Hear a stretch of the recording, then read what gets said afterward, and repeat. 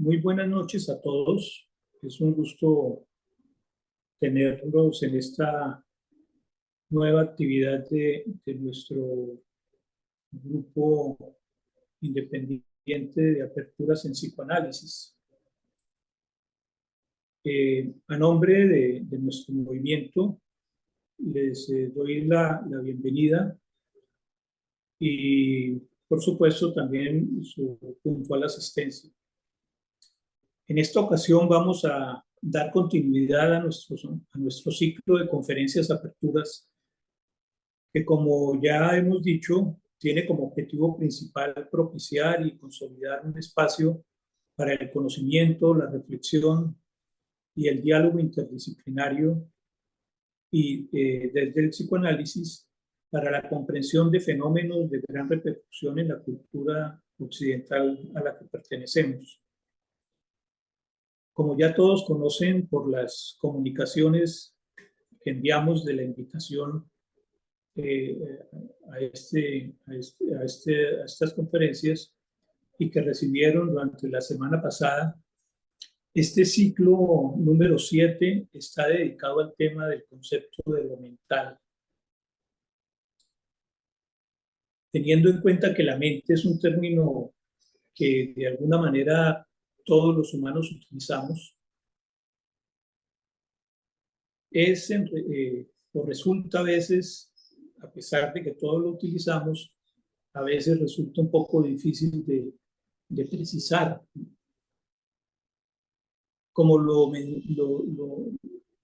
menciona un artículo que leí en estos días, en donde se hacían la misma pregunta que de alguna forma hoy nos estamos haciendo y que nos convoca, acerca de qué es la mente.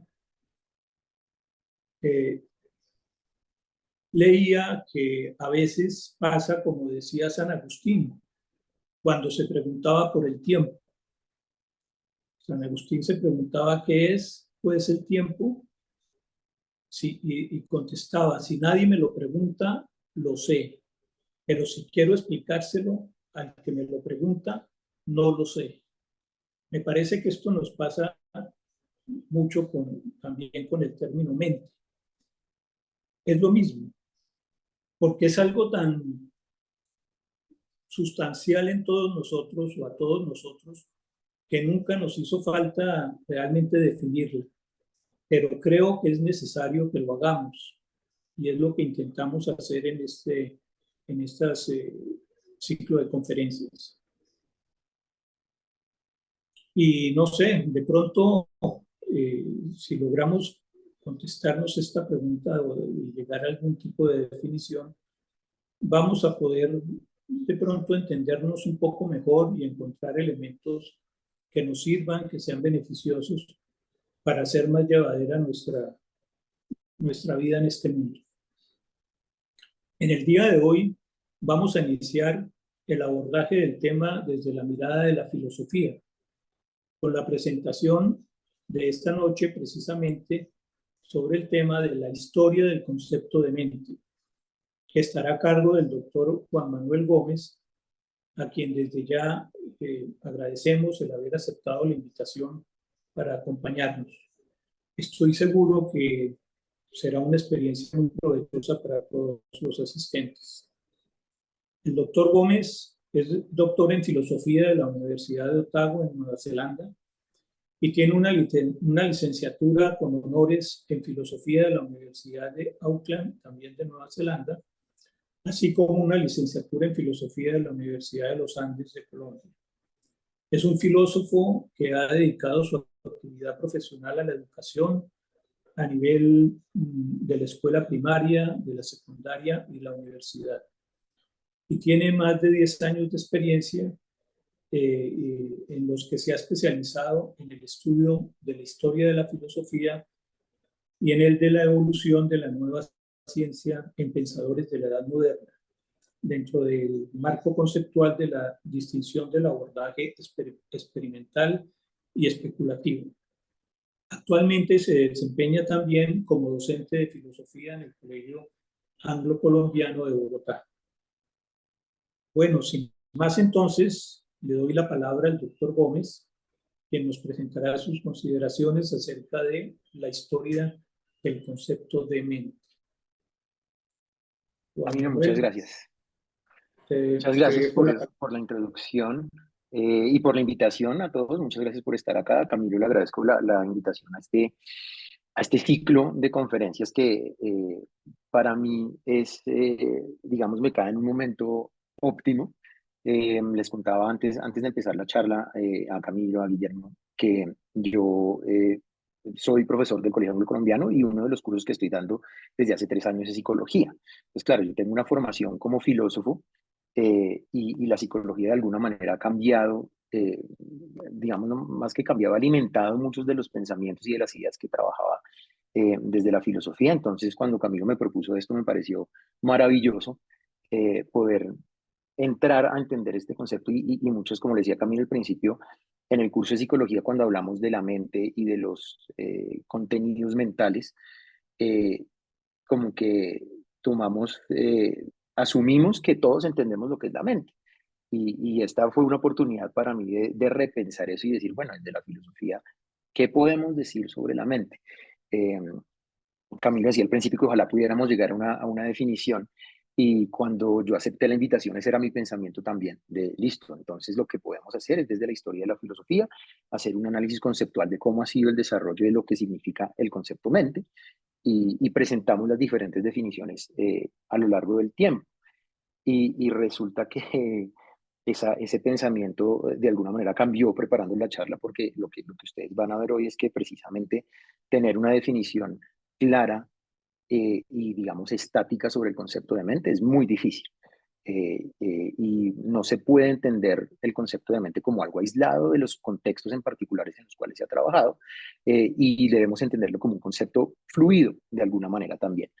Eh, y lo valioso es precisamente ver de todos esos intentos por entender lo que es la mente, qué es lo que sale y qué es lo que nos queda a nosotros acá en la actualidad. Bien, voy a compartir mi pantalla para que entremos en materia de una vez. Bien, entonces, déjenme, yo pongo esto en pantalla completa, listo. Ahí deberíamos estar. Te están viendo la pantalla, ¿cierto? Perfecto, sí, señor. Perfecto, listo. Muchas gracias por la confirmación. Bien, entonces, este es el esquema que tenemos planteados para la charla de hoy. Voy a empezar con algunas aclaraciones sobre lo que es y lo que no es esta charla. Un punto de partida de la actualidad para después hacer un recuento cronológico de algunos intentos y algunos, no son propiamente teorías, pero me gusta más intentos, algunos intentos de conceptualizar todo el fenómeno que nosotros entendemos intuitivamente que es la mente. Y es una selección, no podemos entrar en detalle de todas estas cosas. La epistemología y los factores conceptuales que influyeron lo que entendían, contextuales, perdón, lo que entendían y lo que intentaron definir como mente cada uno de estos filósofos es muy amplio, entonces este es simplemente un vuelo de pájaros sobre, a través de la filosofía, cuáles han sido unos momentos muy interesantes de intentar capturar lo que es la mente. Entonces empezamos en la antigua Grecia con Platón, pasamos por Aristóteles, vamos a Santo Tomás de Aquino, Descartes, Locke, Kant y cerramos con un recuento muy general de lo que ha sido el desarrollo de la filosofía de la mente en el siglo XX, como el concepto de mente precisamente se ha transformado a los problemas que los filósofos del siglo XX en adelante hemos venido trabajando. Bien. Con respecto con las aclaraciones, entonces les contaba, y ustedes vieron el esquema general de los filósofos, no podemos entrar en todos los detalles, y mi intención es simplemente hacer un esbozo general. Va a haber puntos en común, va a haber divergencias entre el desarrollo del concepto en cada uno de estos filósofos, y esa es la intención. No adentrarnos en los detalles de todo lo que implica definir la mente como lo definen algunos de estos filósofos, sino hacer el esbozo general de cuál era el concepto que ellos tenían con el que trabajar. Y de pronto encontrar esos puntos en común dentro de las mismas teorías y obviamente con campos más allá de la filosofía. La segunda aclaración es que a pesar de ese intento y habiendo hecho la aclaración que lo que vamos aquí es simplemente tocar en la superficie de los conceptos, los diferentes conceptos de mente, es importante tener presente que el desarrollo que cada uno de estos pensadores tuvo sobre el concepto de mente, no podemos ser injustos y analizarlo por fuera del contexto en el que se produjo, en particular en los filósofos que vamos a revisar hoy, en los sistemas que vamos a revisar hoy. El concepto de mente se da de alguna manera justificado dentro del marco de cada uno de los sistemas filosóficos. El concepto de mente que tiene Platón tenía que ver mucho también con su pensamiento político. Más adelante, cuando veamos Locke, el contexto cultural y de revolución científica tiene que ver también con lo que él termina diciendo sobre la mente. Entonces creo que es importante, así no nos vayamos a meter en los detalles de los sistemas filosóficos, es importante entender que no podemos desligarlos del contexto tanto filosófico como cultural e histórico en el cual se produce ese concepto, precisamente para poder entender lo que ellos veían como mente. Y por último, tiene que ver con una de las particularidades de lo que es el análisis conceptual en la historia de la filosofía. Entonces, una de las cosas que hacemos en la historia de la filosofía es precisamente este ejercicio de hacer análisis de conceptos. Y un potencial camino para hacer el análisis conceptual tiene que ver con un carácter de alguna manera lingüístico. Y es decir, por poner un ejemplo, es que en Platón no vemos una teoría de la mente. Platón no habla de la mente porque él no usa ese concepto. Él no tenía los dispositivos conceptuales que tenemos en la actualidad para hablar sobre la mente. Y de alguna manera podemos decir es que es anacrónico decir que Platón tenía un concepto de la mente. Creo que ese no es el caso aquí. Les pongo un ejemplo para ilustrar un poco más este sentido de anacrónico. En los siglos XVII y XVIII, entonces nosotros, desde que estudiamos filosofía acá en el siglo XX, nos enseñan que está la escuela de los empiristas y la escuela de los racionalistas. Y así nosotros interpretamos la filosofía de la Ilustración y de los siglos XVII y XVIII. Están por un lado los racionalistas, está Descartes, está Leibniz, está Spinoza, y los empiristas, está Berkeley, está Hume, está Locke, está Reid, hasta que llega Kant y acaba con estos movimientos. De alguna manera eso es anacrónico porque no hace justicia a los sistemas filosóficos y al trabajo que hicieron estos pensadores en esa época. Así, digamos, ni Berkeley, ni Hume, ni Descartes hubiera descrito a sí mismo como un racionalista o como un empirista, sino si lo hacemos de esa manera, lo que hacemos es de alguna manera limitar nuestro entendimiento del trabajo de estos filósofos. Entonces, una tarea, y esta tarea la hicimos con un grupo de investigación mientras yo estaba en el doctorado, era de alguna manera intentar dar luz a nuestro entendimiento de los conceptos de la época, quitando esas etiquetas. Entonces, no entendamos, así Platón hable de psique y no hable de mente como tal, y el concepto de nous en griego no sea el mismo en Aristóteles que en Platón, puede que hayan estado hablando de un concepto similar. Entonces, la idea y digamos la aclaración tiene que ver con ese posible camino y que no dejemos, que no cojamos por ese camino en el cual dejamos de lado el análisis de algunos filósofos, de algunos sistemas filosóficos, al creer que ellos no tenían los conceptos. Y eso lo van a ver claramente en los primeros filósofos, sobre todo, tanto en Platón como en Aristóteles. Bien. Les decía entonces que empezamos bueno, esto fue lo que se me ocurrió a mí para empezar y para tener un punto de partida, y es empezar de alguna manera con el presente, empezar de alguna manera con lo que en rasgos generales hemos definido nosotros como mente. La definición que ustedes ven ahí es del American Psychiatric Association, la Asociación Psiquiátrica Americana, y el pantallazo de la derecha es lo que ustedes encuentran en el sitio web de ellos. Ellos tienen un diccionario y ustedes ahí escriben mente y ahí está la definición. Yo me centro en la primera definición que ellos tienen acá, como pueden ver, y ya empezamos a dialogar un poco sobre el concepto de mente en la actualidad, y es que puede tener muchos significados, y precisamente por eso tener un significado estático puede que sea contraproducente para de verdad entender lo que significa la mente. Y me parece que es un punto de partida interesante porque esta definición abarca, es lo suficientemente amplia como para abarcar esta discusión. No nos va a limitar en lo que es la discusión de lo que es la mente.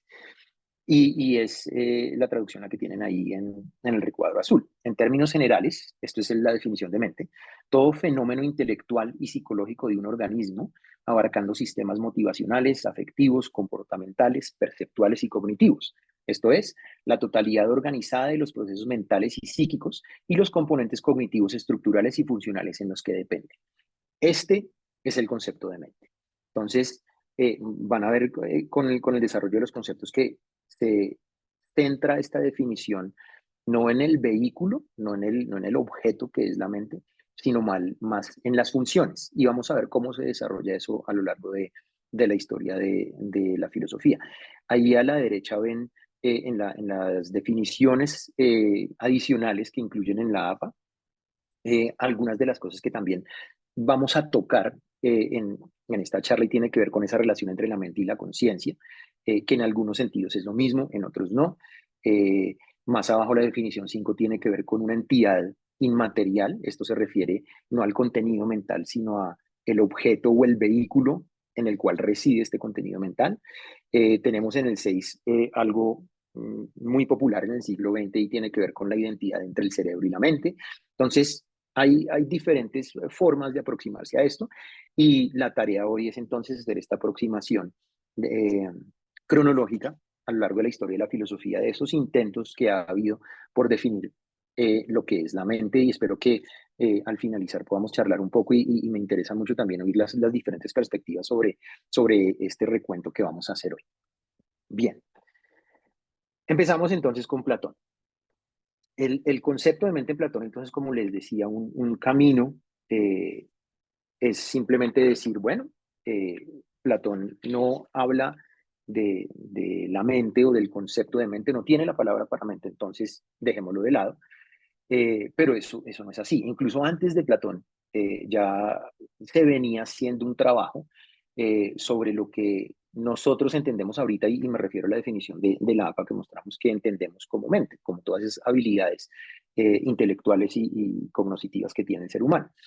Eh, Antes de Platón, y la lección de Platón como nuestro punto de partida cronológico se debe precisamente a que en Platón es donde se ve ya una descripción más detallada de las habilidades cognitivas y, por decirlo así, psicológicas del ser humano.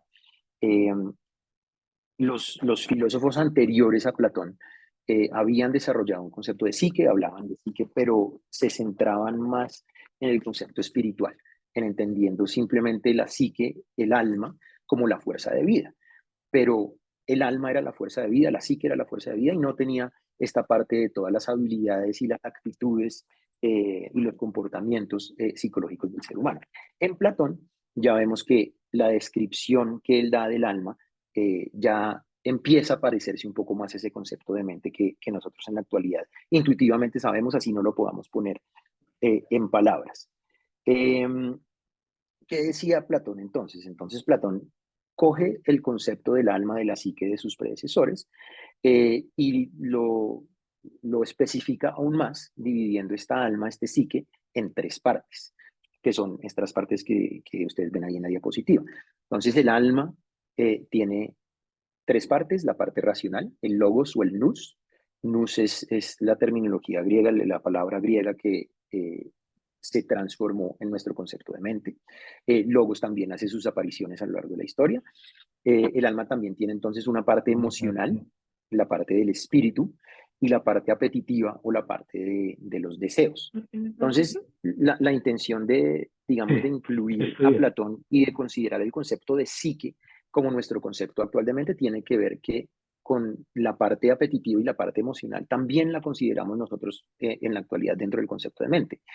Todo lo que tiene que ver con los deseos, todo lo que tiene que ver con la parte emocional del ser humano, la incluimos también dentro de lo que es la mente y Platón de alguna manera lo hace en el concepto de psique.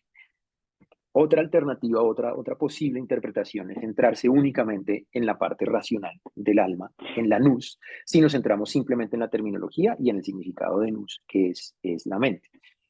¿Qué podemos decir además del concepto de mente en Platón? Platón, famoso por su concepto del mundo de las formas o el mundo de las ideas, para poder acceder a ese mundo, entonces necesitaba que la mente, que el alma tuviera algo de esa naturaleza. Entonces el alma en Platón, la psique en Platón va a ser inmortal y también va a ser incorpórea, es decir, va a ser inmaterial. La epistemología de Platón es más compleja, pero de alguna manera lo que él va diciendo es que nosotros, nuestra parte incorpórea, nuestra alma, vive de verdad y se conecta con el mundo de las formas y es la que permite conocer. Para Platón, el cuerpo es la prisión del alma y precisamente es una prisión que no nos permite ver el mundo como de verdad es, porque no pertenece a la misma naturaleza de las ideas y de nuestra alma. Entonces, de alguna manera, vemos aquí un primer intento de categorizar lo que entendemos nosotros con mente, yendo más allá de simplemente el espíritu, hablando de habilidades cognitivas, y de alguna manera la psique sería el equivalente de mente, ya que incluye estos tres aspectos, el racional, el emocional y el apetitivo. Claramente iba a haber un problema si este es un primer surgimiento de lo que sería el problema de la mente y el cuerpo, la relación entre lo material y lo inmaterial. Si el cuerpo es material, si el cuerpo es esta prisión donde reside el alma, ¿cómo explicamos esta comunicación entre lo inmaterial y lo material? Y vamos a tocar este problema más adelante con los otros filósofos. En Platón es un problema que se da y que, dado el sistema filosófico que él tiene, no tiene una solución de Platón. Algo interesante también para mencionar y para darles un poquito, una abrebocas del esbozo de lo que es el concepto del alma y el concepto de la mente en Platón, estas tres partes que él reconoce en el alma terminan siendo también lo que son las tres clases sociales en la sociedad. Entonces hay una relación muy fuerte entre las dos y de alguna manera, como Platón lo hace en la República, él empieza describiendo las diferentes clases de la ciudad para después atarlas con lo que es el concepto de la mente. El concepto de la psique en Platón. Entonces, es importante cómo el desarrollo del concepto se relaciona precisamente con todo ese sistema filosófico y con lo que decía Platón sobre política. Bien, después de Platón, seguimos entonces con Aristóteles. Aristóteles yo creo que no es un pensamiento controversial decir que Aristóteles es probablemente el filósofo que más influencia ha tenido. Obviamente va a haber controversia con esa idea, pero por lo menos históricamente esto se ha visto como durante siglos muchos de los pensadores, de los filósofos, siguieron el, eh, el esquema general de Aristóteles para hablar sobre lo que entendían del mundo. En Aristóteles, entonces, ¿cómo vamos a ver inicialmente este desarrollo del concepto de mente? Para empezar, entonces, Aristóteles tiene un libro completo dedicado de ánima, donde habla del concepto de psique, del alma, y en particular lo que nos atañe a nosotros en esta charla tiene que ver con precisamente cómo se construye esta idea de todas estas funciones mentales desde este concepto del hilemorfismo. Entonces, el helimorfismo viene de esta unión o yuxtaposición entre lo que es la materia y la forma. Hyle en griego y morfe, que es forma en griego. Eh, ¿Cuál es, ¿Cuál es la idea? Y de pronto la mejor forma de presentarlo es con una analogía, con una estatua. Esta es la analogía común para explicar el isomorfismo. Entonces, si tenemos una estatua de Hermes y es una estatua de bronce, la forma de esa estatua es precisamente la figura de Hermes y la materia es el bronce. Estas dos cosas nosotros las vemos como una sola, tanto la materia, que es el bronce, como la figura de Hermes, que es la forma de ese objeto, son una sola cosa. En ese sentido, y para hacer el paso a lo que es el alma y el cuerpo son una sola cosa, en la cual el cuerpo es la materia y el alma es la forma. En ese sentido ya tenemos un cambio en el concepto de mente que venía de Platón. Entonces, esto ya no estamos hablando de una sustancia corpórea, ya no estamos hablando de una sustancia incorpórea, sino estamos hablando de un concepto diferente, estamos hablando de una capacidad. Entonces ya no es una sustancia, ya no es una sustancia que pertenece al mundo de las ideas y que está atrapada en el cuerpo, sino es una capacidad.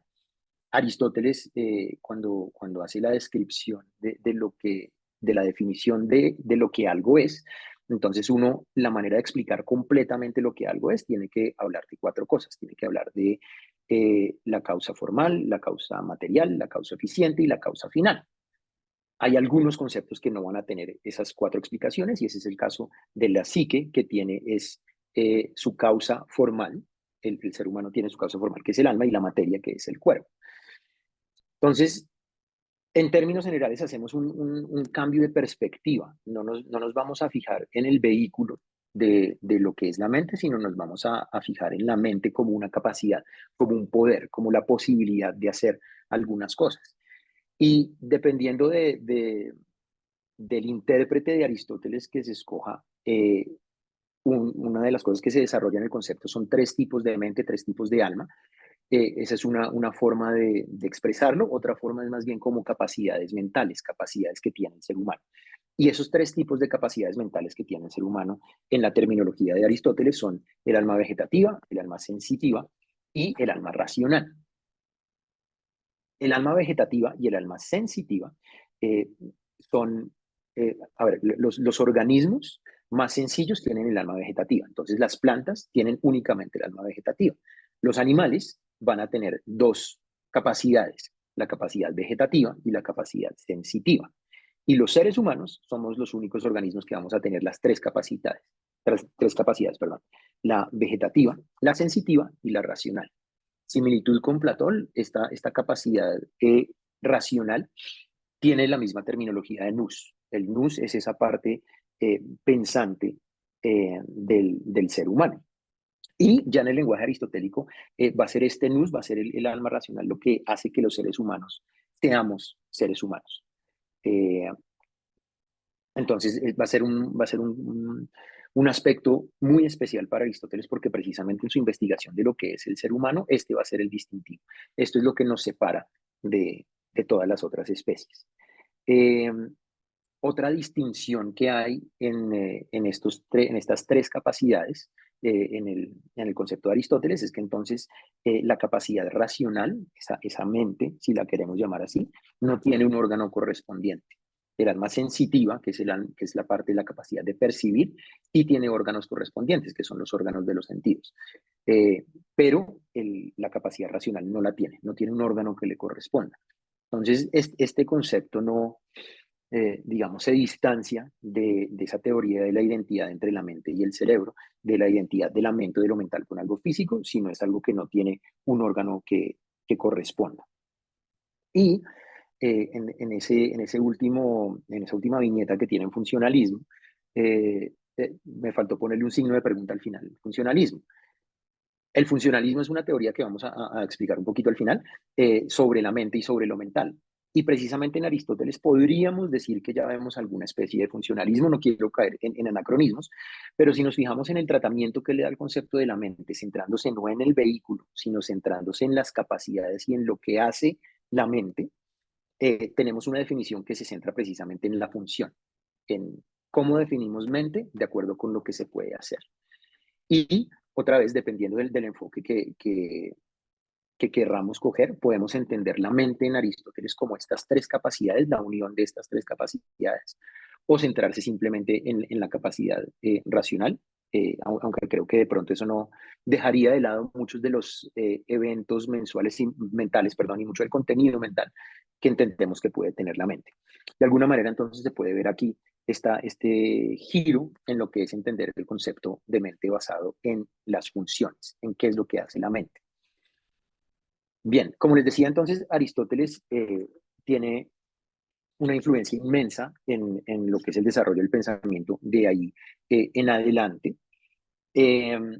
Y incluso el filósofo que sigue a continuación, Santo Tomás de Aquino, es aristotélico, sigue a Aristóteles, y precisamente la teoría que él crea y el concepto que él crea de la mente, de alguna manera se desborona por intentar mantener estas ideas aristotélicas y unirlas, y aquí viene otra vez la importancia del contexto, unirlas con lo que tiene que ver el cristianismo, en particular con la idea del alma inmaterial y del alma inmortal.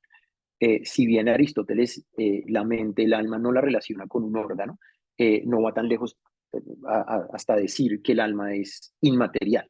Entonces, claro, el concepto del alma inmortal, inmaterial de la religión y de los conceptos aristotélicos de mente no iban a encajar tan bien. Aquí, Santo Tomás de Aquino iba a intentar hacer esta caracterización, iba a intentar mantener el aristotelianismo, pero unirlo a lo que sería la mente inmaterial. Entonces, ¿cuál va a ser la complicación? ¿Y cuál va a ser el concepto de mente que podemos de alguna manera ver en Santo Tomás de Aquino? Por un lado, entonces viene esta aceptación que el ser humano, lo que hace que un individuo sea lo que es una sola sustancia. Un individuo es una sola sustancia y esta sustancia está compuesta de dos cosas, de un cuerpo material y de un alma inmaterial. Entonces aquí vamos a ver otra vez el problema de la relación entre la mente y el cuerpo, eh, que Santo Tomás de Aquino resuelve a través de la religiosidad. Y de alguna manera entonces vamos a tener un sistema mixto.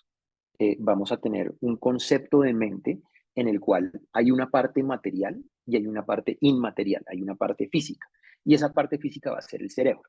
Eh, Anterior a Santo Tomás de Aquino tenemos algunos, yo creo que científicos, de pronto es el término más adecuado, Galeno, tenemos a Avicena, que también se considera filósofo, donde los avances que ellos hicieron a nivel anatómico también tuvieron algo que ver con el desarrollo del concepto de la mente. No los menciono acá porque no nos podemos adentrar en eso y porque de alguna manera mucho de lo que ellos hacían eran especulaciones.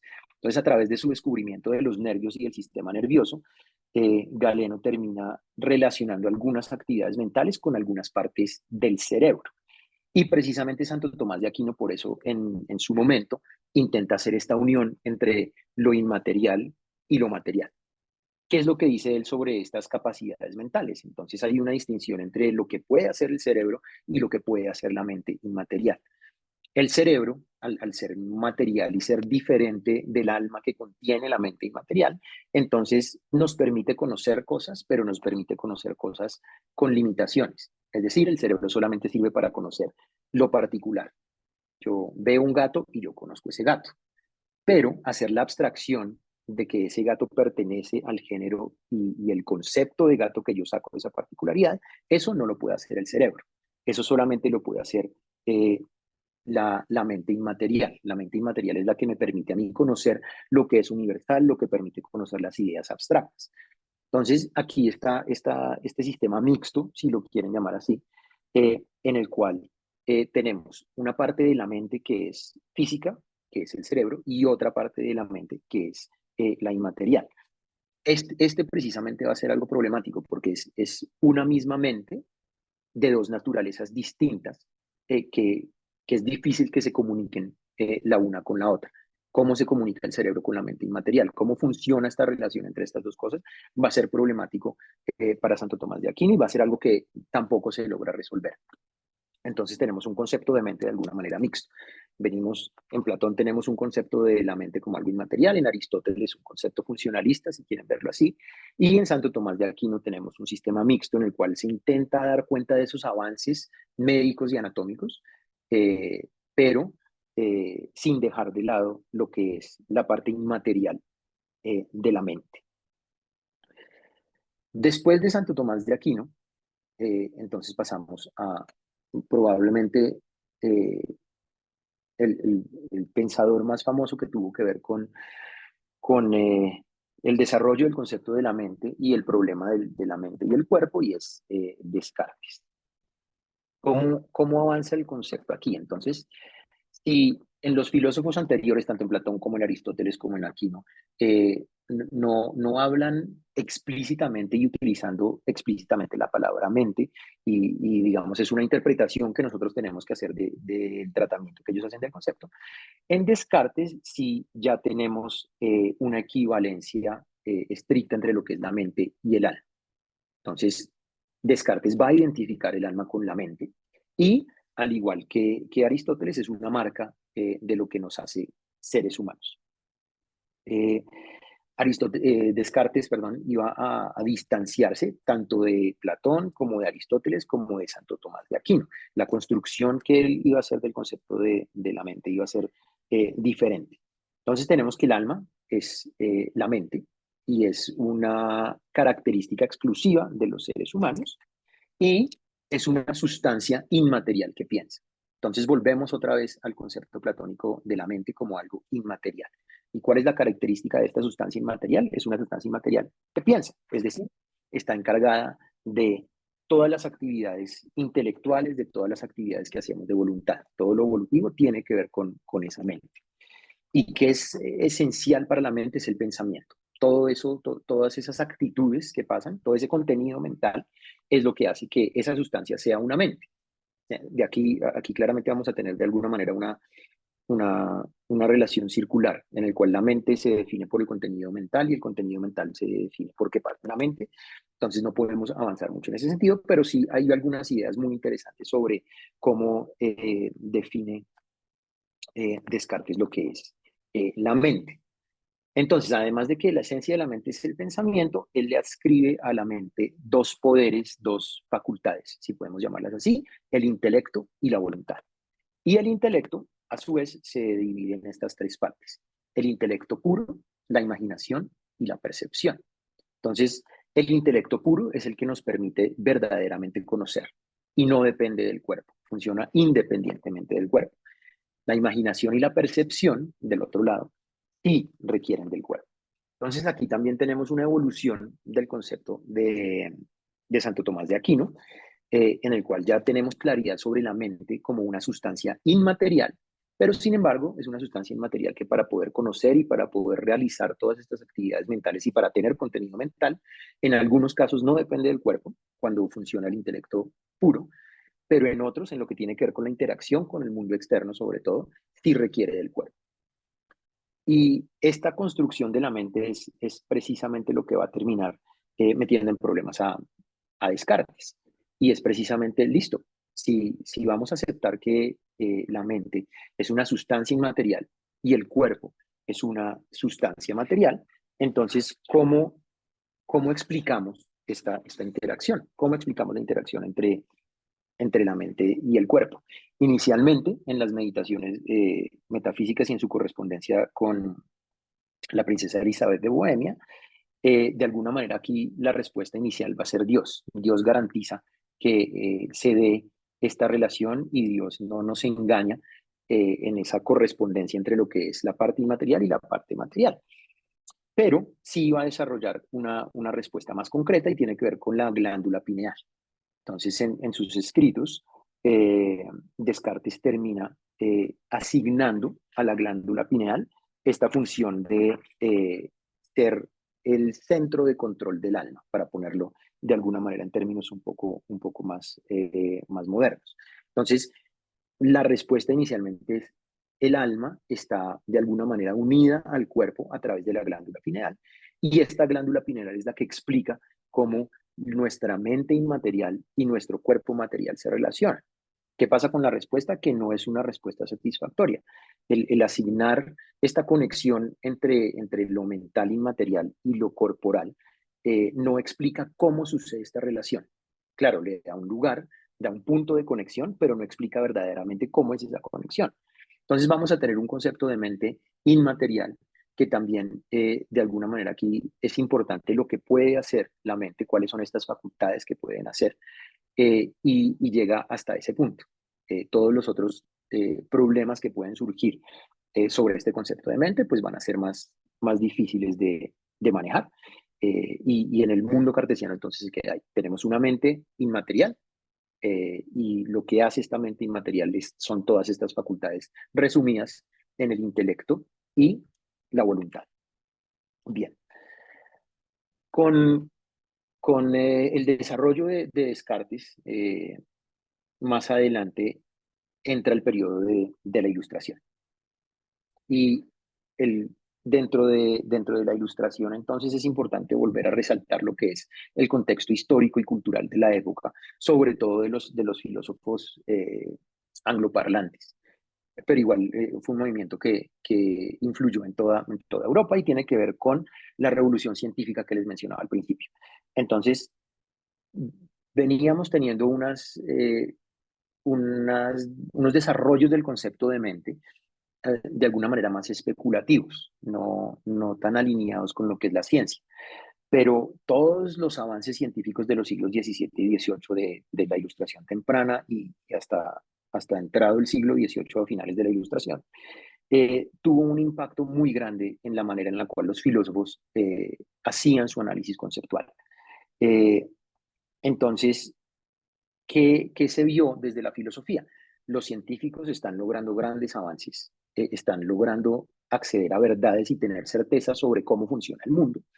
Entonces, si nosotros como filósofos aplicamos ese mismo método al entendimiento de conceptos filosóficos como la mente humana, entonces vamos a poder llegar a ese mismo nivel de certeza. Entonces, la ciencia va a tener un impacto muy grande en el desarrollo de los conceptos de mente de todos estos filósofos. Yo me voy a centrar en esta charla solamente en uno, eh, y es en Locke. Eh, ¿De dónde parte Locke? Entonces, Locke parte precisamente de estos límites del entendimiento. En, en su ensayo, Locke es muy cauto y lo que él dice es que tenemos que reconocer que hay cosas que simplemente no vamos a poder entender. Tenemos una dificultad muy grande en poder determinar y tener certeza sobre si la mente es material o es inmaterial. Esto es algo que no nos corresponde a nosotros y que no tenemos las capacidades para poder entender. Entonces, teniendo en cuenta esos límites del entendimiento, intentar definir si la mente es material, si la mente es inmaterial, no es de alguna manera relevante. Y no es que no sea importante, sino que simplemente precisamente como no podemos acceder a ese conocimiento, entonces no vale la pena hacerse esa pregunta inicialmente. Entonces, aquí vamos a tener otra vez un cambio. Ya el vehículo, no importa lo que es la naturaleza de la mente, no va a ser nuestro centro, sino vamos a volver otra vez a enfocarnos en el contenido y en las operaciones de la mente. Aquí ya estamos hablando y ya el trabajo de los filósofos deja de un lado el alma y habla específicamente de la mente, precisamente por esa eh, incapacidad de poder acceder a lo inmaterial. Entonces nos vamos a centrar en lo que sí podemos hablar y de lo que sí podemos hablar. Entonces, por eso Locke se centra en el contenido y las operaciones de la mente. ¿Qué nos va a decir Locke sobre la mente? Entonces, esta es una de las frases muy famosas de Locke, y es que la mente es una tabula rasa. La mente empieza en blanco. Y empieza en blanco sin ideas, no hay ideas innatas, sin embargo, sí hay capacidades. Esta tabula rasa tiene todas estas capacidades para poder empezar a moblarse de todas estas ideas que cómo va a adquirir a través de la experiencia. Entonces, las ideas y todo el contenido mental que va a entrar en la mente entra a partir de la experiencia. Y esta experiencia se da de dos maneras. Se da por una reflexión, por un conocimiento y una percepción interna, por decirlo así, de todo eso que pasa en la mente, o por la experiencia del mundo externo a través de los sentidos. Esas son las fuentes del conocimiento para en su epistemología. Y entonces todo el contenido mental viene de ahí, viene de lo que podemos reflexionar nosotros sobre nuestros mismos contenidos mentales y sobre lo que nos ofrece el mundo y nosotros introducimos a través de la percepción de los sentidos. Esta definición que lo obtiene en su ensayo me pareció interesante y ahí estuve tentado a cambiar un poco y hablar más de el desarrollo del concepto de conciencia que de mente, pero creo que eso nos hubiera desviado por otro lado con otros problemas y me parece muy interesante también precisamente centrarnos en este concepto de mente y mirar más adelante y a lo largo de todas las charlas de ese ciclo cómo se puede relacionar con la conciencia. Y entonces esta definición que él hace en su ensayo me pareció muy interesante porque sí vamos a tener ya al parecer un esbozo de lo que es la conciencia, que va a ser uno de los problemas de la filosofía de la mente del siglo XX, pero aquí ya comenzamos a ver como una capacidad de reconocer ese concepto que es tan esquivo para nosotros. Y esto es lo que Locke define como una persona. Una persona es un ser pensante inteligente, dotado de razón y de reflexión, y que puede considerarse a sí mismo como él mismo, como una misma cosa pensante en diferentes tiempos y lugares, lo que tan solo hace en virtud de su tener conciencia, que es algo inseparable del pensamiento y que, me parece, le es esencial, ya que es imposible que alguien perciba sin percibir que percibe. Entonces aquí ya tenemos un aspecto adicional en la mente y tiene que ver con esta conciencia, tiene que ver con percibir que uno está percibiendo. Incluso lo pone en términos que son inseparables. Tener mente es tener conciencia. y obviamente de aquí pueden salir muchas interpretaciones, muchos problemas, muchas preguntas, pero en el pensamiento de Locke, y esto es un tema de discusión entre los expertos de Locke también, qué tanta justicia hacemos atribuyéndole ya a Locke un concepto de conciencia o esto es otra cosa diferente y simplemente se reduce a la mente? Y precisamente nos puede ilustrar también cuál es la relación entre la mente y la conciencia. En este punto, por lo menos, van a ser equivalentes. Va a ser una de las características de la mente y de algo que tiene mente es precisamente esa capacidad de tener conciencia. Una capacidad de pensar tiene que ver con la capacidad de reconocer que estamos pensando. Aquí entonces también, volviendo como para resumir, el vehículo ya no va a ser importante, lo que nos importa es el contenido mental. ¿Y qué es lo que puede hacer la mente? Porque no podemos saber dónde esté. Es así de sencillo. Locke, para ser justos con Locke, Locke no, digamos, esto no se reduce a decir que la mente es inmaterial y como no podemos conocer la inmaterial, entonces no podemos conocer la mente. Locke deja la pregunta abierta. Él dice, ¿es posible? Esto son, la manera en la que él lo pone es que estos son cosas de Dios. Dios puede darle mente a una sustancia material o puede simplemente tener una sustancia inmaterial pensante, que es uno de los conceptos de Locke, como la materia pensante. Eh, pero entonces él no lo resuelve, él deja abierta la pregunta y se centra en el contenido mental. Listo. Les decía entonces que la ciencia tuvo este impacto muy grande en el desarrollo de todos estos filósofos, tanto en Inglaterra como en Francia, sobre todo, y hasta incluso en España, en algunos de los pensamientos que hay, en lo que decían sobre todos estos diferentes conceptos filosóficos sobre la mente, hasta que llega Kant. Y llega Kant y de alguna manera vemos a Kant como un punto de quiebre en lo que es la historia de la filosofía, de todo lo que se ve haciendo. Y una de las cosas a la cual Kant es fiel en todo su trabajo tiene que ver con este método trascendental.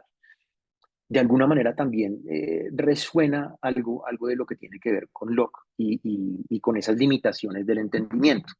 Y la estrategia de Kant es entonces precisamente su método trascendental, que se centra en reconocer que como no podemos acceder a saber lo que es la mente de verdad, en realidad en sí, entonces para poder conocer la mente, nos vamos a centrar en lo que la mente debería ser.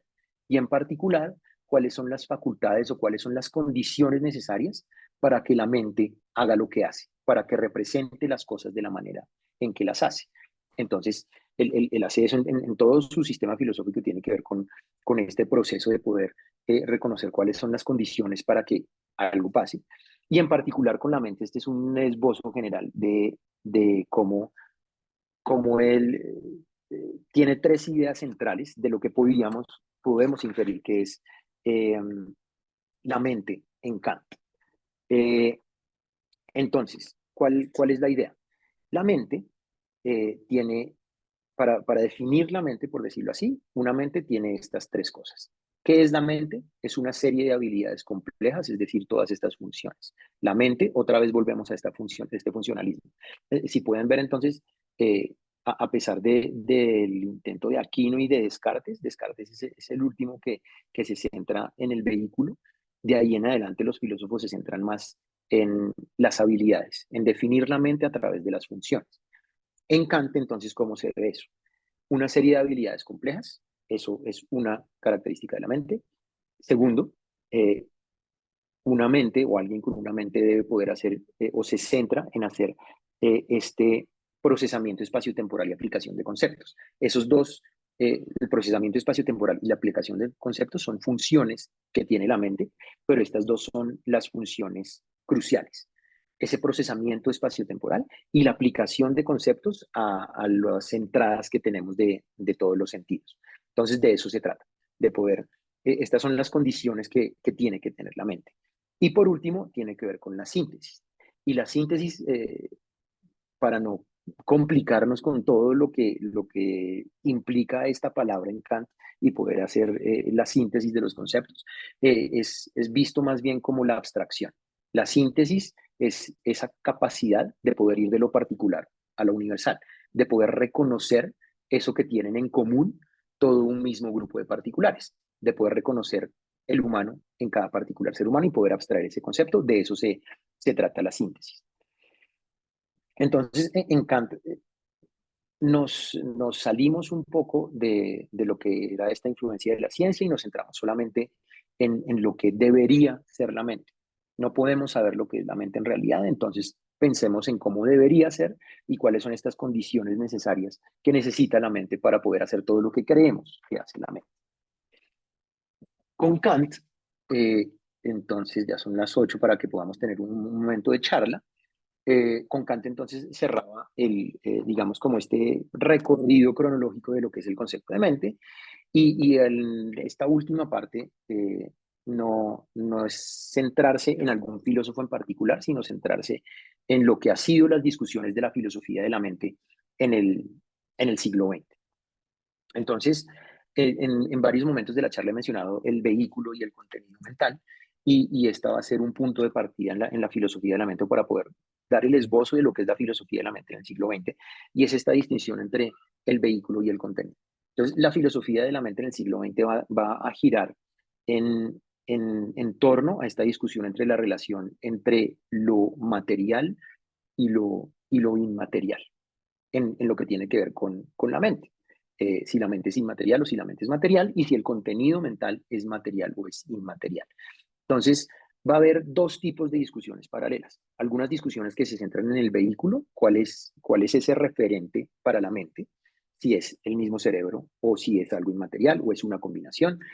Y por otro lado, la discusión sobre el contenido mental.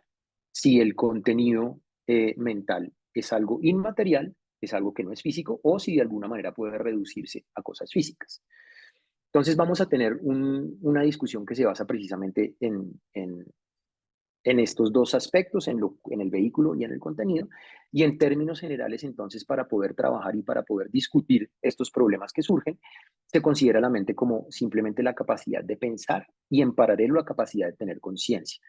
En Kant, se me había olvidado decirles, también hay un desarrollo de lo que significa la conciencia y de lo que significa ser, eh, sí, pensar sobre sus propios pensamientos y ser consciente, valga la redundancia, de uno mismo. Y en el siglo XX entonces ya este concepto de conciencia surge con más fuerza y con más presencia que en los siglos anteriores. Y está esta discusión sobre si la mente es reducible a la conciencia o sobre si la conciencia es simplemente uno de esos aspectos de la mente. Términos generales, entonces, la mente, otra vez, no, para poder empezar a pensar si hay un vehículo que le corresponde o no, definimos la mente como la capacidad de pensar o la capacidad de tener conciencia. Ya con asignar alguna parte física a tener conciencia va a ser donde vamos a tener más problemas. Y las tres viñetas que siguen son las tres posiciones que ha habido a lo largo del siglo XX frente al problema del vehículo de lo mental y frente al contenido mental.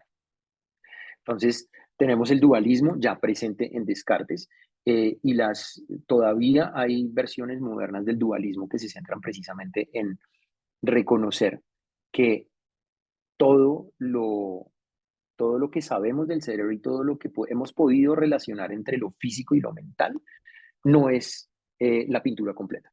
Todavía falta algo más y ese algo más es algo que no es físico. En particular, las posiciones modernas de dualismo surgen como una refutación de lo que es el materialismo, del cual hay diferentes tipos también. El más común y el más popular tiene que ver, es la teoría de la identidad entre la mente y el cerebro. Entonces, ¿qué es la mente? La mente es el cerebro.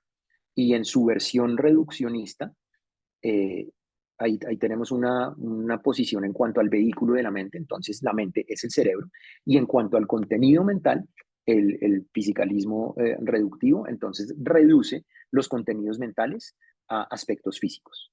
¿Qué es el contenido mental? ¿Qué es un pensamiento? Es un aspecto físico que pasa en el cerebro. En su versión más extrema, que es el reduccionismo, hay también un materialismo, un fisicalismo no reductivo, que también va a tener una serie de problemas, pero entonces precisamente al reconocer que reducir todo a lo físico va a generar problemas, entonces reconocen que lo mental hace parte, ontológicamente hablando, del mundo material, pero que eso no quiere decir que podamos reducir todo lo mental o las cualidades mentales a cualidades físicas. Es decir, sentir dolor no se puede reducir simplemente a las fibras que se prenden en el cerebro y que hacen esa conexión entre neuronas. Y les decía entonces que el dualismo surge como una respuesta, en particular lo que tiene que ver con el problema de qualia, es el término en inglés. Entonces, al intentar reducir todo el contenido mental, todo lo mental a lo físico, llega a haber, surge un problema con un tipo de conocimiento, con un tipo de experiencia que tiene que ver no con el saber qué de las cosas, sino con el saber cómo son las cosas. Hay un, hay un experimento hipotético muy famoso de Frank Jackson que tiene que ver con una niña, María, que ella crece en un cuarto en el cual todo es blanco y negro. Y ella aprende todo lo físico sobre el mundo. Entonces ella aprende sobre los colores y aprende todas las propiedades físicas de los colores. Después de varios años, María es una niña muy inteligente y sabe todo lo que hay que saber sobre los colores, sobre el mundo, a pesar que solamente ha visto blanco y negro. Y muchos años después, alguien abre la puerta del cuarto y le muestra una manzana roja. La pregunta que se hace Frank Jackson ahí es si en el momento en el cual se le presenta la manzana a María, ella, al conocer todo lo físico, ya sabría que eso es una manzana roja, o si al ver la manzana roja conoce algo nuevo. Y en general, digamos, como la resolución es que este concepto de saber, puede que María sepa todas las definiciones de lo que es rojo, pero ella no sabe lo que se siente ver el rojo, ella no sabe cómo se ve el rojo. Y por eso adquiere algo nuevo, y si ella sabía todo lo físico, entonces esto nuevo no es físico. Y este problema del cual entonces apoya de alguna manera el dualismo, reconociendo que no todo se puede reducir a lo físico, y le pone una objeción al materialismo reductivo. Y por último, entonces tenemos el funcionalismo que entonces también es una posición en la cual tiene que ver más sobre lo que hace la mente, sobre el contenido mental, que sobre el vehículo. Y tiene que ver con que todas estas acciones, todas estas experiencias mentales que tenemos, dependen es de la función. Así, eso es la mente. La mente depende de la función. Funciona muy similar a lo que nosotros en la época moderna entendemos de cómo funciona un computador. Tiene un input, ese input se procesa de acuerdo con ciertos lineamientos y después tiene un output. Entonces aquí tenemos una teoría eh, que tiene sus raíces en lo que decía Aristóteles, en lo que más adelante iban a centrarse los filósofos de la Ilustración, y es la mente no la vamos a poder definir de acuerdo con el vehículo, sino la vamos a poder definir de acuerdo con lo que hace la mente. Y tener una mente es equivalente a hacer esas cosas. Y por último, entonces tenemos el problema de la conciencia. Entonces el problema de la conciencia también surge con introducir este concepto en lo que es la filosofía de la mente, intentar entender cuál es la relación que tiene con la mente y se centra sobre todo en lo que es el contenido mental. Una posible definición es decir, bueno, no sabemos lo que es la conciencia, tiene que ver con ser consciente de uno mismo, que es una definición circular. Entonces, de pronto pensemos en la conciencia como estados mentales sobre estados mentales. La conciencia es un estado mental sobre otro estado mental.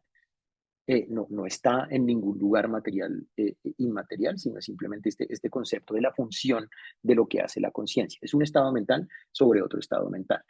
Y definir propiamente lo que es conciencia, entonces ya abre todo un campo de discusión que se ha dado dentro de la filosofía, pero también en el siglo XX, y es una de las características también de las discusiones sobre la mente en el siglo XX, que se ha esparcido a todos los otros ámbitos, la psicología, la psiquiatría, la medicina, se trabaja este tipo de conceptos y se trabaja en más detalle también lo que es la conciencia.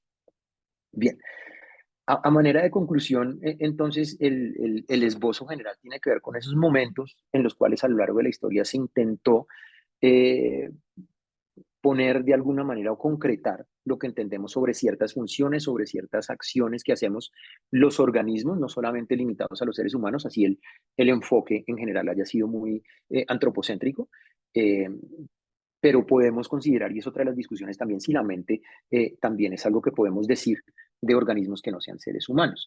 Y vengo con la invitación entonces de que a lo largo de este ciclo podamos de pronto intentar llegar a esa definición, mirar cuáles son esos puntos en comunes y mirar en qué es lo que significa tener una mente, qué es lo que significa tener contenido mental.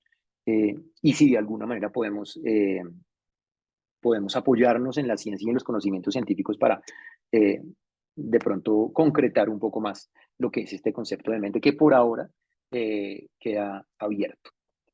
Muchas gracias.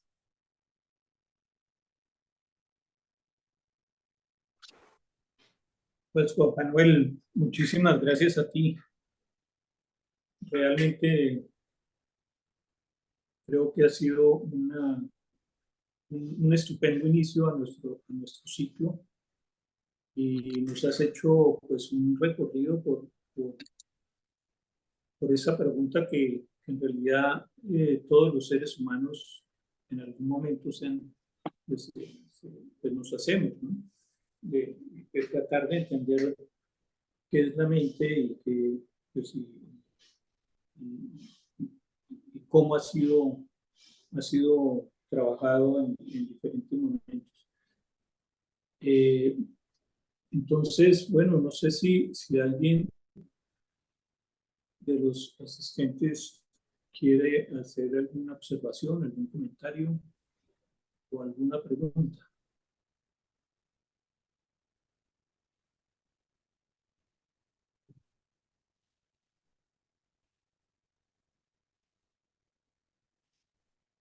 De pronto, para motivar la discusión, eh, sí te plantearía, Juan Manuel, pues, si tienes alguna observación alrededor en este siglo XX, en esta última parte de la presentación. eh, me hizo pensar en cuál sería el impacto, o sea, me parece que el impacto en las ciencias físicas es muy claro, ¿no?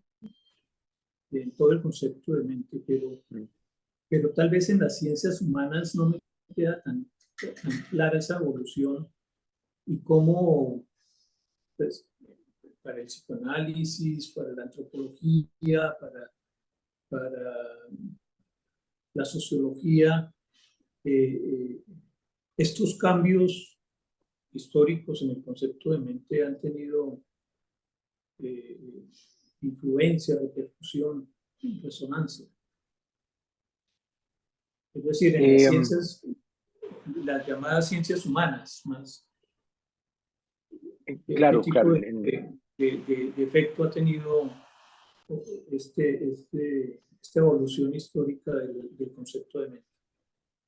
Sí, interesante, digamos, como ver ese impacto de lo que construimos como mente o de lo que en la filosofía todas estas discusiones sobre la mente tienen en las ciencias humanas.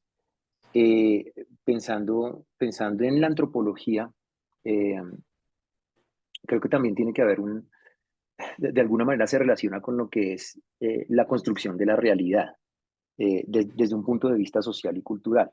Entonces, uno eh, de los filósofos de la mente más reconocidos en el siglo XX es John Searle.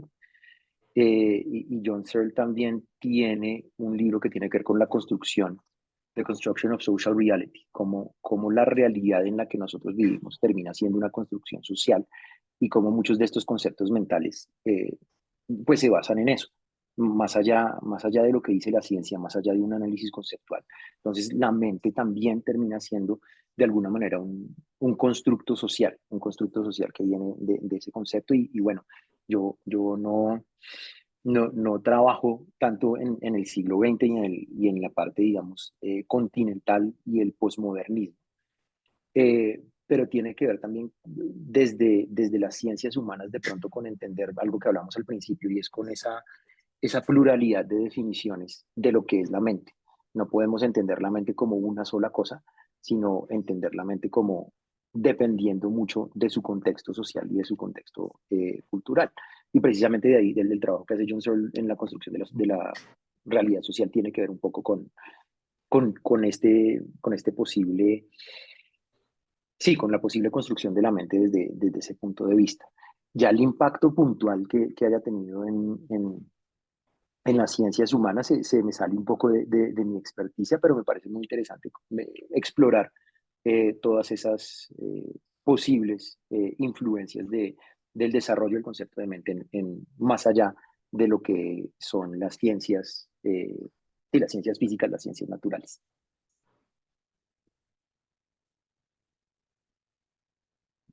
Eh, Guillermo y Verónica tienen la mano levantada. Verónica, las damas primero. Muchas gracias. Bueno, muchas gracias por la exposición. Yo no sé si es un tema tuyo el que yo te voy a preguntar, pero lo que yo me pregunto es cómo influye en en la conceptualización de la mente estos nuevos desarrollos sobre inteligencia artificial, ¿no? Eso es lo que quería preguntar. Súper, no, súper chévere la pregunta, Verónica, muchas gracias. Es algo que yo también pensaba mientras planeaba la charla, porque estamos en un boom de la inteligencia artificial y sobre todo en el mundo educativo. Esto para nosotros ha sido materia de debate porque pues ChatGPT y todos los derivados de ChatGPT ahora hacen de todo. Hasta incluso para los docentes ha sido una herramienta valiosa en planear clases. Y pensando precisamente en lo que es el funcionalismo, eh, claro, nos vemos no es un aprieto, pero sí nos vemos en la necesidad de pensar, bueno, si vamos a tener una definición de mente que se basa en estas funciones, que se basa en lo que puede hacer, entonces este concepto hasta dónde se va a extender. Vamos a decir entonces ahora que la inteligencia artificial también es una mente y digamos, en una versión sencilla, el funcionalismo tendríamos que aceptar y decir sí, el computador, incluso cosas más sencillas, no solamente la inteligencia artificial, pero simplemente un computador puede tener una mente.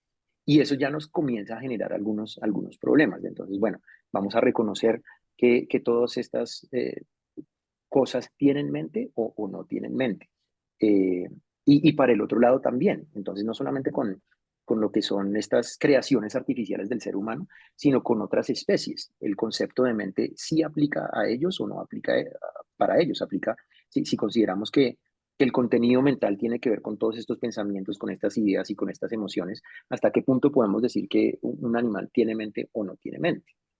Y en la parte de la inteligencia artificial bueno, todas estas creaciones, si consideramos si tienen mente o no, en estos días leí una discusión muy interesante sobre la capacidad de aprender que tienen estas inteligencias artificiales y se parece al ejemplo que les daba al escenario hipotético de Frank Jackson con María. Entonces, si la inteligencia artificial funciona con una serie de códigos y yo lo que hago es enseñarle a la inteligencia artificial sobre emociones, yo le hago una pregunta a la inteligencia artificial sobre el dolor, sobre el amor, y puede que me dé una respuesta coherente.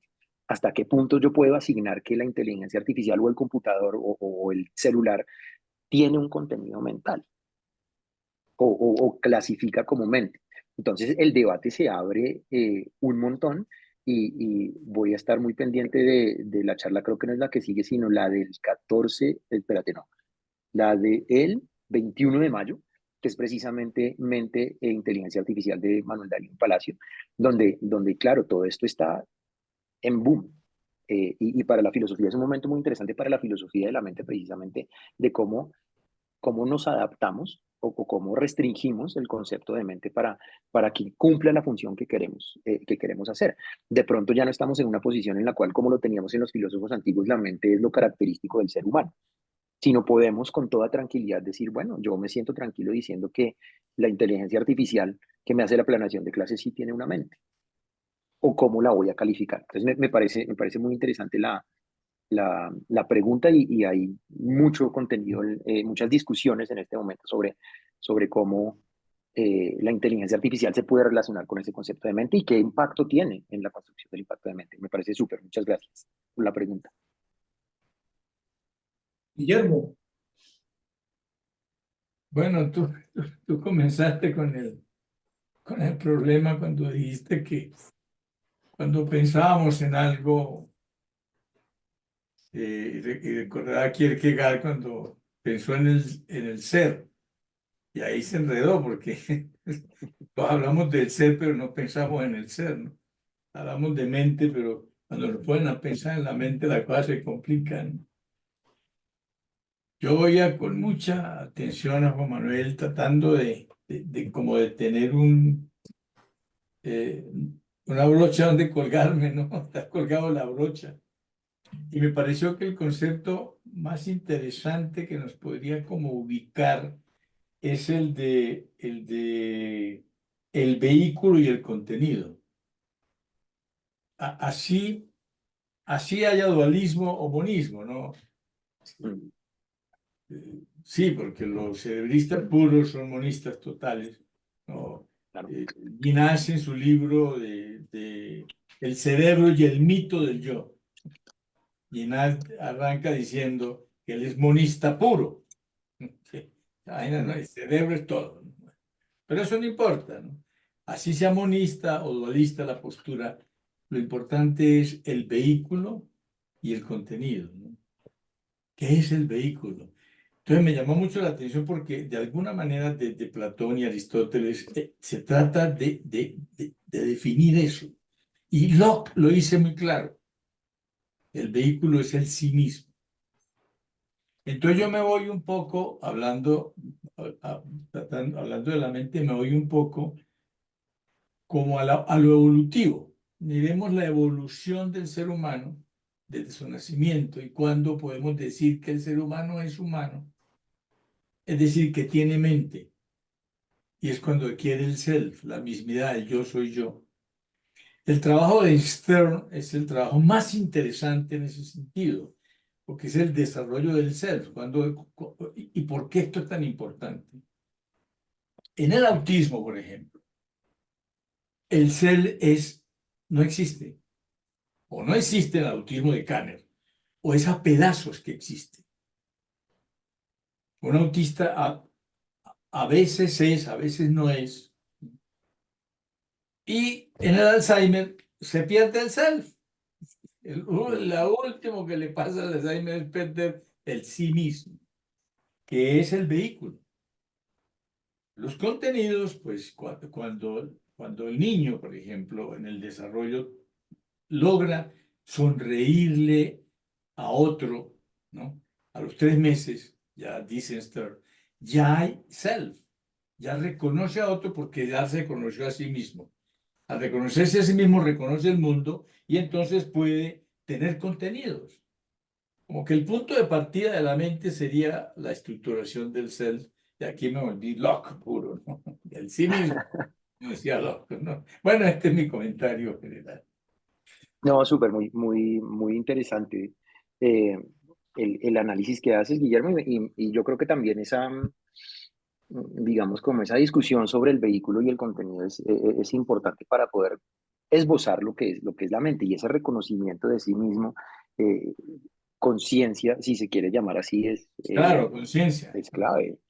Sí, es clave y abre también toda una serie de preguntas de cómo precisamente funciona la conciencia y cómo se ve o cómo se siente ese reconocimiento del sí mismo.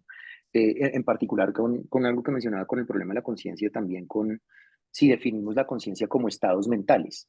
Si, si, si esto es algo particular, entonces, ¿en qué manera es diferente de los otros estados mentales? Esa capacidad del self, como lo dices tú, de reconocer a mí mismo en el otro, con el otro.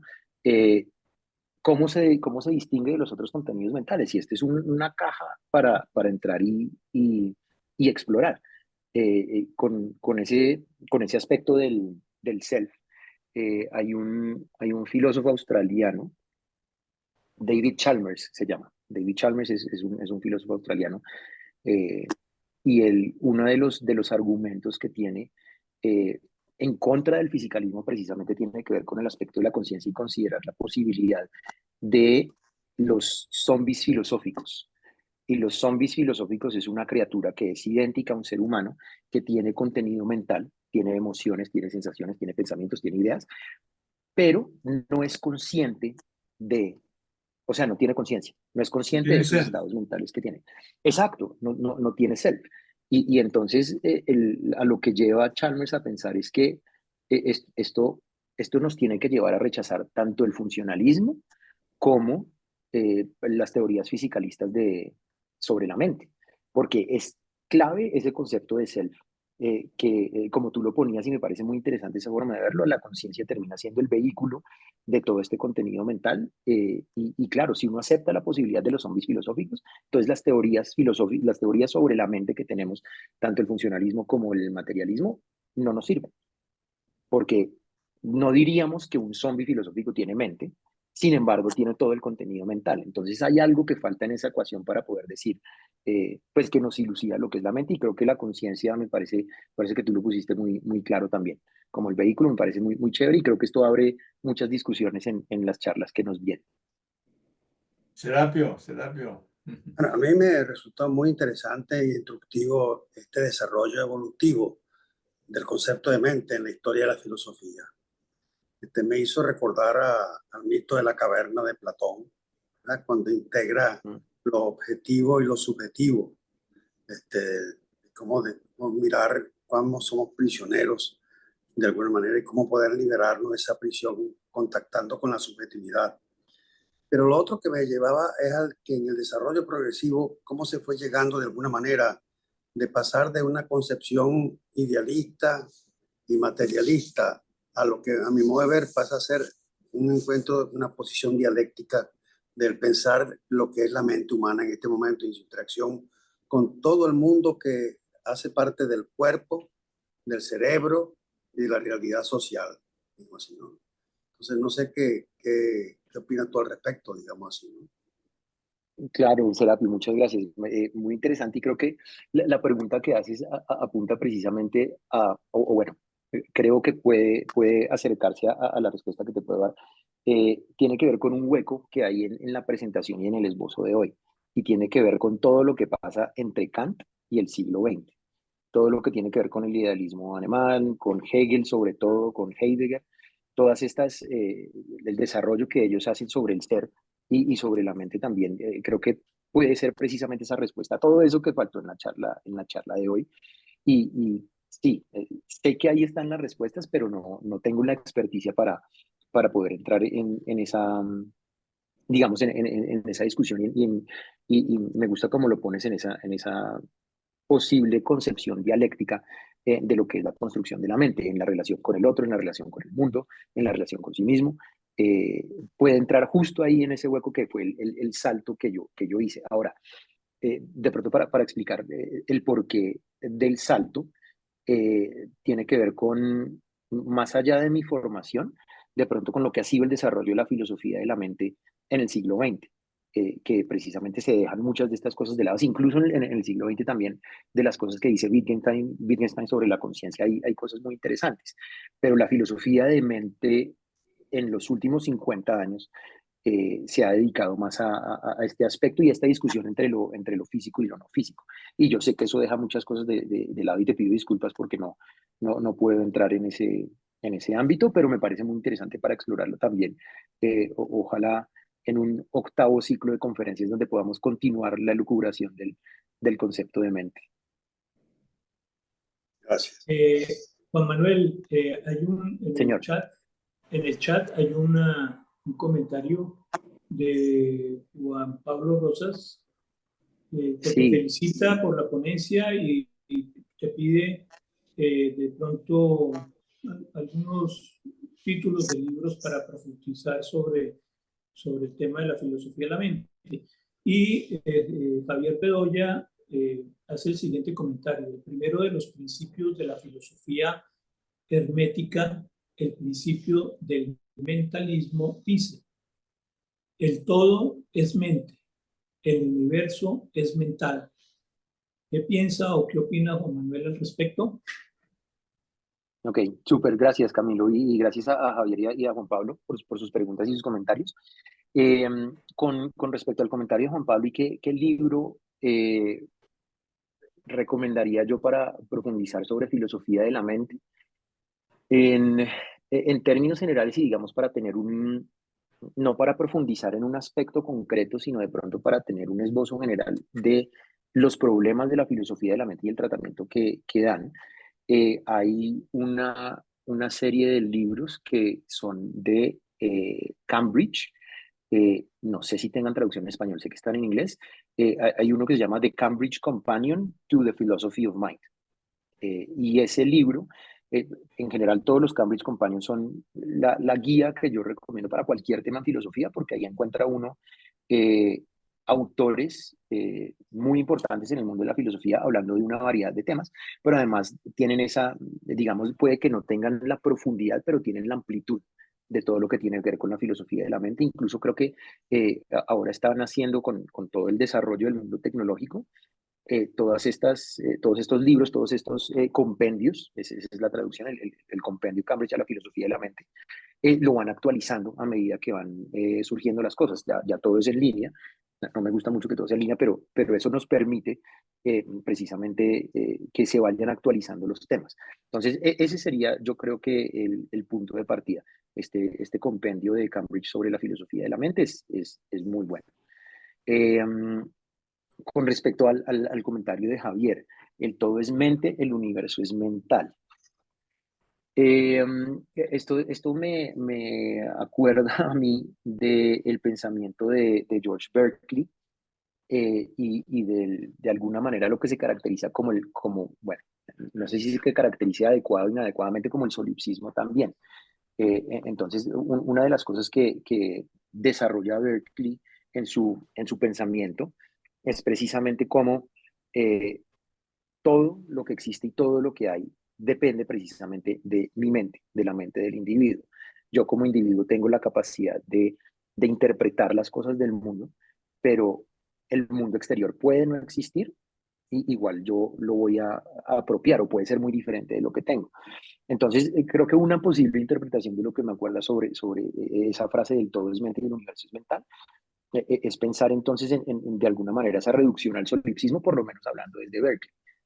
Entonces, bueno, si todo es mental y más que todo es mental, como que todo está en mi mente, entonces yo no necesito el mundo externo. El mundo externo puede no existir, pero igual las cosas están en mi mente. Y esa es una crítica que le hacen a Berkeley por el solipsismo. Del otro lado, también me acuerdo de posiciones que también no las tuve en consideración en la charla y lastimosamente en la filosofía no hay mucho trabajo y tiene que ver con las concepciones no occidentales de los conceptos filosóficos en general. Entonces, el budismo entra en toda esta unión de lo que es el todo y todo es mente y hay conceptos maravillosos que vienen de la filosofía oriental que también esa es otra de las cajas que hay para seguir explorando y mirar a ver, bueno, qué se dice sobre la mente. Sé que recientemente en la filosofía, sobre todo se han concentrado muchos filósofos en lo que es la particularidad del concepto chino de la mente. No tengo mucha información al respecto, pero sé que ese es uno de los ámbitos donde han venido trabajando. Entonces, claro, muy interesante. Y yo creo que abre también esa posibilidad y algo con lo que iniciamos también, y lo decía Camilo, sobre, bueno, cuando todos entendemos lo que es la mente, todos tenemos una mente, pero cuando intentamos definirla, hablar al respecto, concretarla, comienzan a salir todas estas cosas que nos pueden dar luces de diferentes formas. Entonces, sí, gracias, me acuerda mucho de Berkeley, que también lo dejé por fuera, pero es pertinente ya que se hace el comentario. Muchas gracias, Javier. Bueno, nos queda muy poco tiempo. Vamos a darle la palabra a Plinio. ¿Puedo, Por favor, sigue. puedo hablar?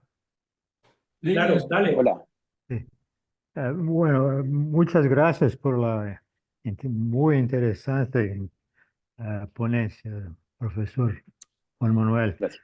Y en psicoanálisis, la cuestión del monismo o dualismo de la relación mente-cuerpo es muy importante porque depende de cómo se ve esta relación, se modifica mucho el modo de hacer la psicoanálisis, particularmente en la medicina psicosomática también, en su relación con psicoanálisis. Por las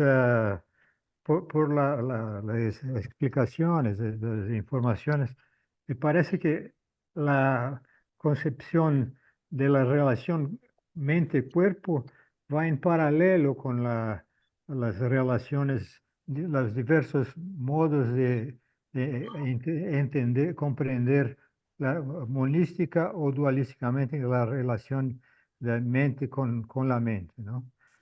Consigo mismo. Me gustaría si puede hablar un poco de la relación mente-cuerpo en ese contexto de la evolución del concepto. Claro, súper, muy bien, muchas gracias, Plinio. El, es muy interesante porque de alguna manera la relación entre la mente y el cuerpo termina siendo lo que define la filosofía de la mente del siglo XX. En últimas, cuando hablamos de filosofía de la mente, inicialmente podemos interpretar algo más general sobre la naturaleza de la mente, pero de alguna manera se podría reducir a que eso es lo que se hace en la filosofía de la mente. Vamos a elucidar lo que es este problema, el problema de la relación entre la mente y el cuerpo. Y es una forma, de alguna manera bonita, de tener un hilo conductor en lo que es el desarrollo del concepto de la mente a lo largo de la historia. Es precisamente intentar responder a este problema en la relación de lo que es la relación entre mente y cuerpo. Entonces, hay filósofos que de alguna manera evaden el problema, hay otros que entonces dan cuenta del problema y intentan llegar a alguna solución. Pero entonces creo que es fundamental, ¿no?, entender de pronto que algo que tenemos que dar cuenta sí o sí cuando hablamos del concepto de mente es su relación con el cuerpo. No podemos hablar de la mente aislada, sino vamos a tener que hablar de la mente en relación con el cuerpo y en términos generales de lo inmaterial y la relación con lo físico, sea lo que pueda ser lo inmaterial. Inicialmente, entonces, claro, la relación mente-cuerpo es una relación, digamos, redactada en términos de el alma y el cuerpo, y nuestra preocupación tiene que ver precisamente con la inmortalidad, cómo garantizamos la inmortalidad con un cuerpo que es mortal. Y yo creo que el desarrollo y la transformación del concepto de alma dentro del concepto de mente comienza a dar cuenta entonces de nuevas luces en esta relación. Ya no es la relación del alma inmortal la que nos interesa, sino la relación de cómo puede haber estas cosas que no son físicas, por usar el término más concreto, cosas mentales, cómo damos de cuenta de ellas en lo físico. Y claro, y lo hablábamos con Guillermo antes de empezar también, en el siglo XX y en este siglo estamos permeados por lo que es el materialismo y por lo que es la fuerza que tiene tener una explicación concreta de lo que puede ser algo que no es algo mental. Entonces, nos da de alguna manera tranquilidad poder decir que esta emoción, este contenido mental que yo tengo se reduce a cosas que pasan en mi cerebro. Y de alguna manera creo que también eso está impulsado por una solución al problema de la mente y el cuerpo. Si nosotros reducimos lo mental a lo corporal o a lo físico, ya no vamos a tener ese problema de la relación. Sin embargo, no es tan sencillo precisamente resolver esta cuestión. Entonces creo que me parece muy diciente y muy chévere ver eso, ver la filosofía de la mente como el intento y la exploración de posibles respuestas a mirar cómo se da esta relación entre la mente y el cuerpo. Y claro, desde el psicoanálisis y desde la psicología también se alimenta mucho este debate y muchas respuestas viables para explicar esta relación. Bueno, Juan Manuel, no nos queda sino agradecerte por esta estupenda presentación y que nos ha enriquecido mucho y nos ha abierto muchas preguntas para el futuro y particularmente para las próximas conferencias que tenemos dentro de este ciclo sobre el concepto de lo mental. La próxima semana los esperamos. Vamos a hablar sobre la mente en psicoanálisis. Vamos a estar con Guillermo Carvajal y conmigo para hablar un poco alrededor de estos temas. Para el 14 de mayo vamos a hablar sobre la mente y neurociencias con la doctora Nora Ruiz. Y para el 21 de mayo, mente e inteligencia artificial con Manuel Darío Palacio. Como saben, terminaremos con una mesa redonda alrededor del tema el futuro de la mente. Muchísimas gracias por su asistencia y bueno, espero que nos veamos dentro de 8 días por este mismo medio. Buenas noches.